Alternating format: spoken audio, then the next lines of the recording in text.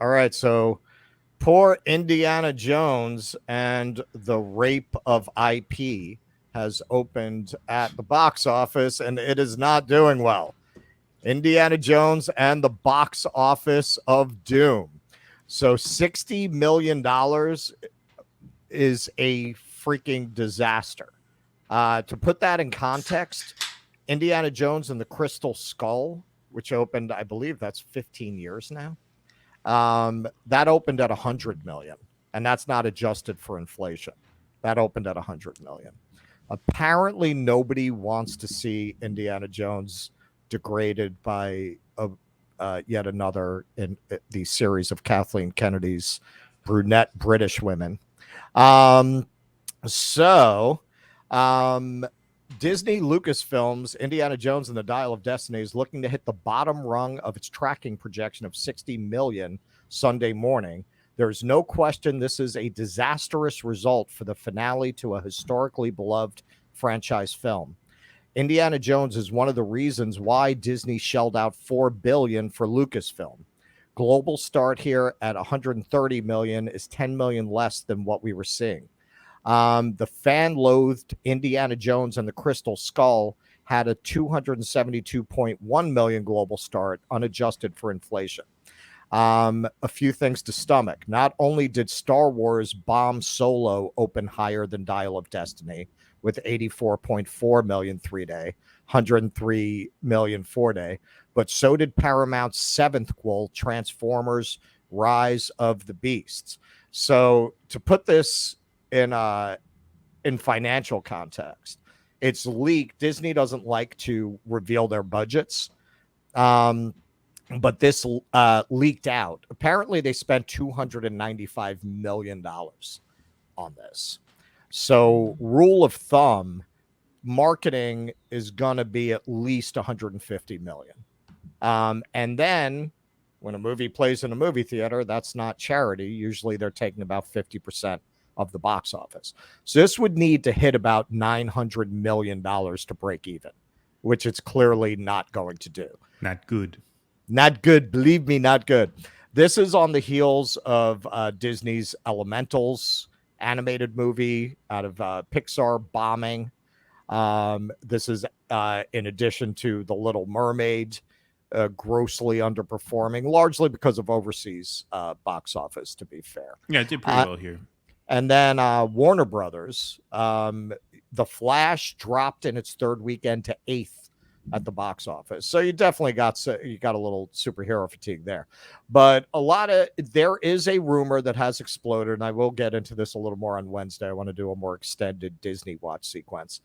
Kathleen Kennedy, who had basically been the assistant to Steven Spielberg, she worked her way up from an assistant producer on movies like E.T., and she did all of the Jurassic Park films, and she was on Temple of Doom of the Indiana Jones movies, I believe. I don't think she was on the other two. They made her president of Lucasfilm when Disney bought it, and a lot of people blame her for driving it into the ground with identity politics and self-insert characters. If you look at what she did here with Indiana Jones, it's very similar to the trajectory of the Star Wars trilogy, where basically these older legacy characters like Luke and Han Solo get humiliated, deconstructed, and shown up by a brunette British woman. This seems to be the running theme. We need brunette British women to put these aging heroes in their place. So Steven Spielberg, many people feel, was making a statement on his feelings, and probably George Lucas's feelings, about what Kathleen Kennedy has done with their legacy by dissing her at a premiere of Indiana Jones. So we'll take a look at that. I think there are three indispensable people without whom none of us would be here tonight, and that starts with the person who created Indiana Jones, George Lucas. The person who is Indiana Jones, Harrison Ford. Wait for it. Whose is the glue to all five of these films that gave us all of our rhythm and all of our melody, the great maestro, John Williams. And you can see Kathleen. That's the only one she doesn't clap for. So, J-O-O? Yeah. That was Steven Spielberg is one of our people, and that was some classic Jewish passive-aggressive behavior there. Spielberg did not direct the movie, by the way. He's probably listed as a producer. It was actually directed by James Mangold. It's directed by James Mangold. And look, Crystal Skull was nothing to write home about either. But even the critics who tend to kiss Disney's ass for access are trashing this. Like, even the usual suspects who will pump up this kind of movie are trashing it. So it looks like it's pretty bad. It looks like it's yet another sad end to one of these characters. But what's really alarming for Disney is they're out of IPs to piss on. This was it. Indiana Jones was the last legacy character they had to destroy. They destroyed Star Wars. That's done.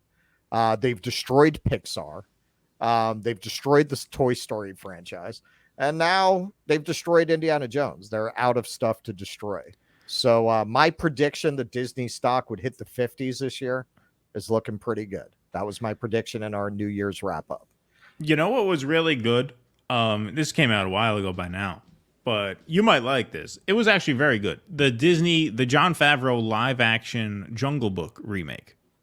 Oh, was it? Well, Jon Favreau. That was really well done. Well, he did The Lion King after that because the Jungle Book did well, and that was not nearly as good. That was okay. My kids liked that one. But the Jungle Book, the live-action Jungle Book, is actually great. It was actually really, really well done.